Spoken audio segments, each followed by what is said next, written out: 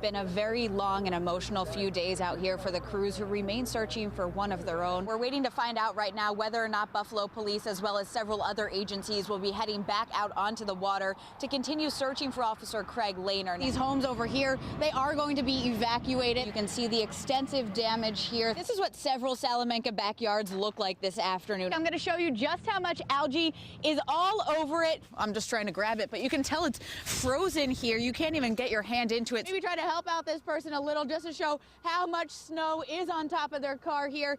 Down here, that is where, right here, where my arm is where the car finally is. So a lot of snow piled up on this car. It's my turn to get down and embrace my favorite winter activity, which is making snow angels. It's really exciting for the future of Buffalo hockey, really exciting for USA as well. For now, at First Niagara Center, live from North Tonawanda, reporting from Holland, reporting live from Canal Side, having a great time on a very snowy Friday. Allie Ingersoll, News 4 at noon. This is what we'll bring into a house on an overdose. Lieutenant Brian Gold is patrolling around Cheektowaga, ready to respond to any calls, specifically overdoses. While on the road with the lieutenant, he wasn't dispatched to any, but he's always preparing for them.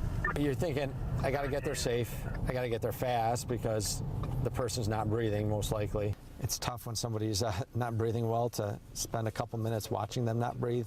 We were frustrated because we were going back and back to the same houses. Sometimes the same person in the same day. People who overdose and are revived with Narcan are taken to the hospital, monitored, and then are released after their vitals are stable. In 2017 in Cheektowaga, they administered more than 110 doses of Narcan, and 13 people which received it had to be revived more than once throughout the year. And nobody talked to them until they overdosed again. Lieutenant Gold says as they have seen a spike in overdose numbers, he started realizing that there's a shortage in services available. Together, the lieutenant, along with a counseling specialist from the health department, visit people who have overdosed, going back to that same location the very next day, talking with that person about treatment options. We needed to go to them, especially after an overdose. This program is called Overdose Prevention Through Follow-Up. It launched in September, and they've referred 19 people to treatment through this program thus far. We've come up with something that seems to be having positive results. The lieutenant finds the results encouraging and is hopeful this program will help even more people dealing with addiction. Yes, it's a choice to use, but the addiction truly is an illness that these people are struggling with. I just want to see people stop dying. Now, this is only a pilot program in Cheektowaga right now, but the county is looking for funding and trying to figure out ways they can expand this program to police departments all over. These two men have a special bond. I've got a second brother now. A connection for life. Second chance. I had a more normal life. Scott Dodson is the superintendent at Park Country Club, and Brian Kahn holds the same role at Transit Valley. We just seem to have this bond, and it's obviously transcended itself into, my situation. By Dodson's situation, he means kidney disease. Dodson's diagnosis came more than a decade ago. Your kidney function just gets so low, it can't clean your blood, and fatigue really set in. As his health condition continued to spiral, his doctor suggested looking for a donor. So a friend sent an email to a group telling Scott's story. I was sitting at a desk reading an email, and I said, I have to do this. For months, Kahn completed the necessary testing in secret.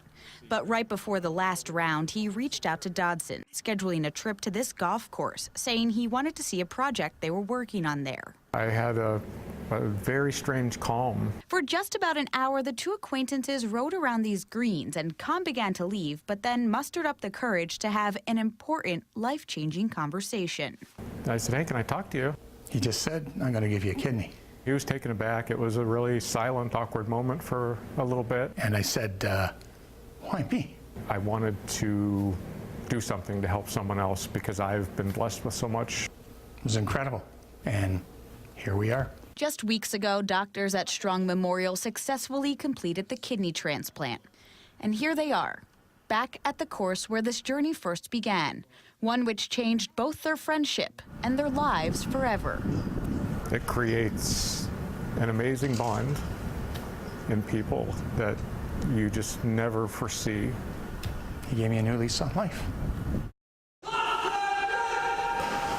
Before the sun rises in the Capital District, nearly 200 young men and women interested in becoming New York State Troopers are awake, running, marching, and training to serve and protect. About as close to the military as you can possibly get, whether it's traditions, values, customs. And that means every action has a purpose and every movement is regimented.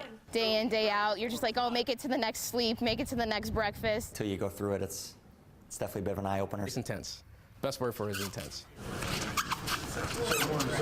We're doing a 6-month boot camp, very similar to a military boot camp academy, with about 30 credit hours of college within that 6 months. The recruits are spending time learning defensive tactics, going through firearms training, retaining legal information. The big important thing is officer safety. The future troopers spend hours in the classroom, followed by more time in their dorm-style rooms studying for the exams they must pass. You just get a lot of anxiety just because if you don't pass it twice, you have to go home. So just hitting the books, and you always have that nervous feeling. It's not been easy for sure. It's definitely mentally and emotionally challenging. And then there's also the physical training exams with requirements like finishing several fitness challenges in a certain time frame. For this exam, which is called the Fatigue Challenge, recruits are required to do 10 series of burpees, squats, and push-ups, accompanied by sprinting and jogging. The recruits have 20 minutes to finish the test. Putting you to the test every day is putting you in a position to succeed. The physical training troopers put me through this challenge, and after just 2 rounds, I called it quits. How low are you supposed to go? Sitting on the sidelines watching isn't an option for the future state troopers. You guys are a team, right? Yes, sir. And work with each other. It's all you really got when you're here is to lean on each other. It's something you really can't do by yourself.